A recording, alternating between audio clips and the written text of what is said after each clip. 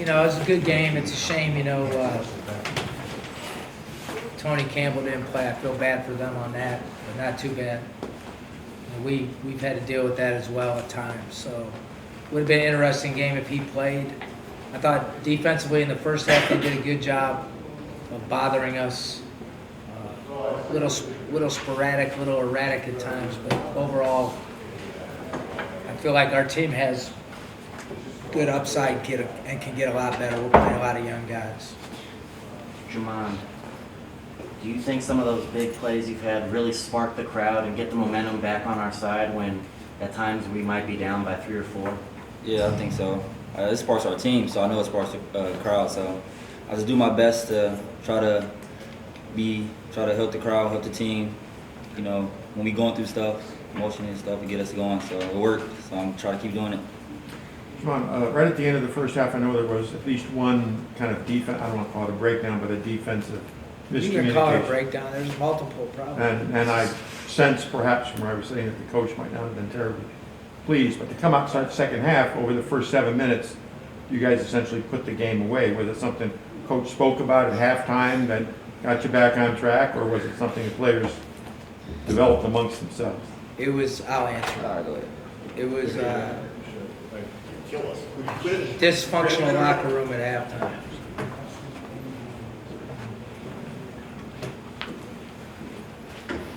Care to elaborate? No.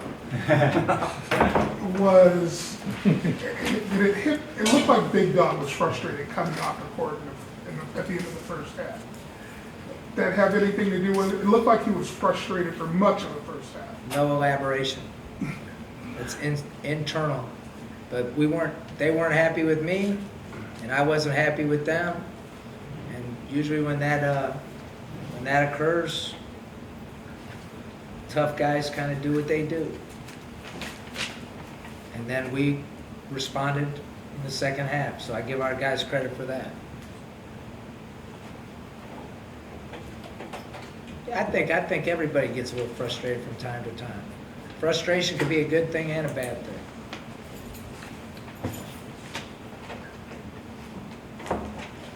How did you guys channel what went on into the first 10 minutes of the second half?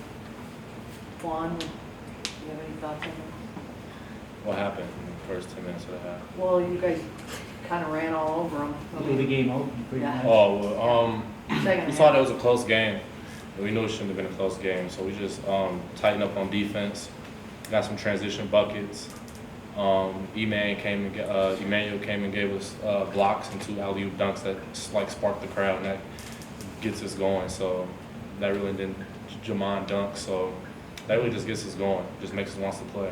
Jimond or Kwan, any, not special defense, but any, because Kaminsky can really shoot the 3 ball, was there any type of defense that you could use on him tonight?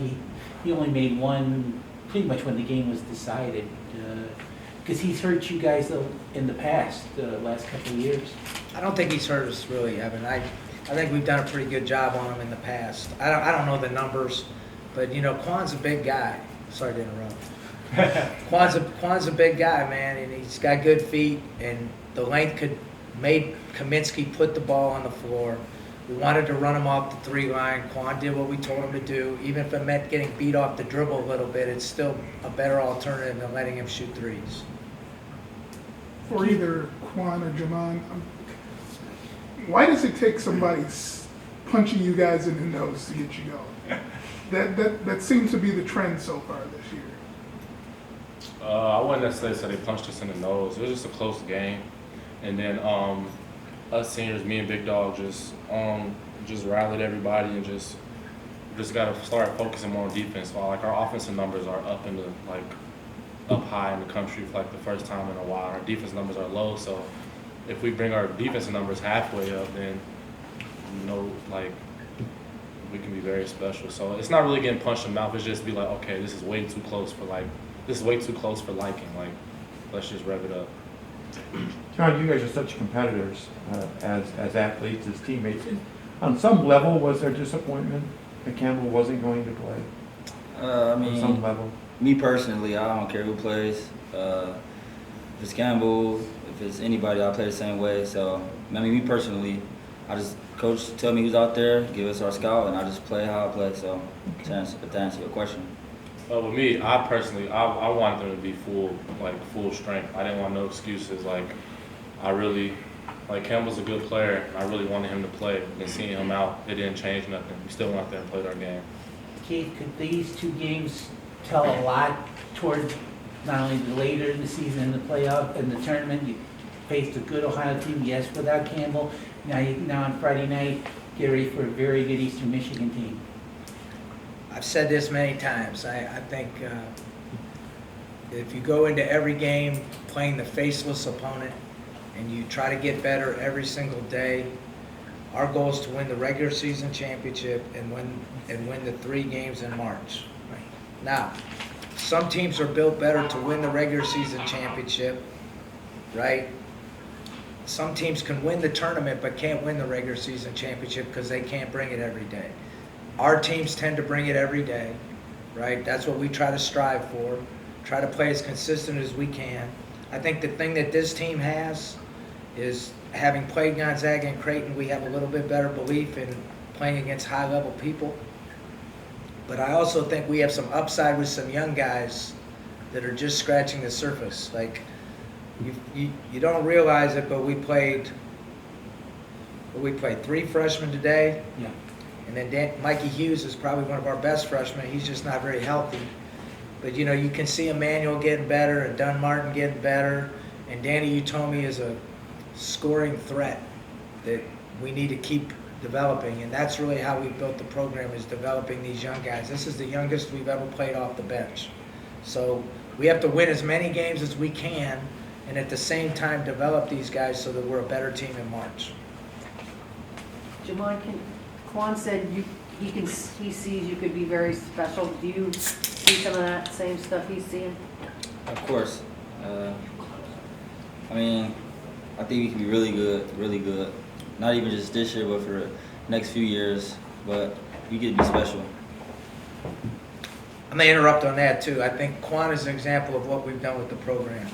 He's played, he's put time in, and he's improved, and now you can see the fruits of his labor.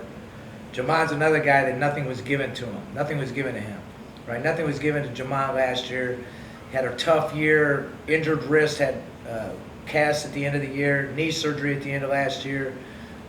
I thought he was going to play a lot last year, and then he had those injuries, and then he played behind Kretzer, McAdams, all those other guys, and it kind of hurt his year. But in the long run, it's really helped him. Now he's becoming a guy that has to be on the floor for us. And what I mean by that is we need his length, we need his defensive ability with his athleticism, we need his drive ability and his explosiveness. And it's funny how that works. Last year he couldn't get out there, and he had frustrations and probably was ready to kill me or quit or whatever. But he's earned it, and it makes it even better now. And he's still got a lot of upside. He's not even halfway there yet. He's a guy that should become an all-league player of the year possibility type of player. And these guys are in similar situations as far as that goes. I'd probably be shitty tomorrow now that I gave him all that love. Jimond, you never thought about quitting, did you? Oh, no, I never quit.